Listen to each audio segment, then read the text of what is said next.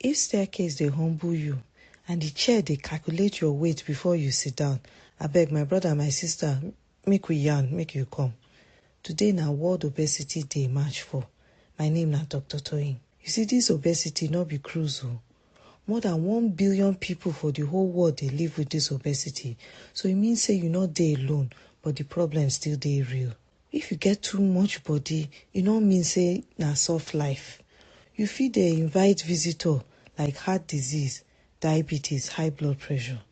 Your body go dey send warning letter like landlord wey don tire. And make we just clear something. Obesity no mean say you lazy.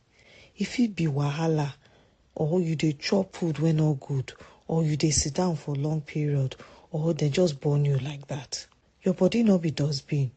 You no suppose dey chop eba, pounded yam, you dey chop for midnight too, then expect say you go get 6-pack like action movie hero. No be so. No be overnight sef you go get miracle. Make you just start small small. You fit dey waka more. You fit dey drink water pass soft drink. Make you dey chop better food, no be fast food. And make you dey sleep well. No be say 3 o'clock you go dey scroll phone. This World Obesity Day, e no mean say you go laugh person wey get body. Instead, make you save the body. Make you start one healthy habit today. Abeg yarn us for comment section the healthy thing wey you wan do today. If you enjoy this video, make sure say you share am. You subscribe to my channel so that you go get gist when sharp pass cutlass.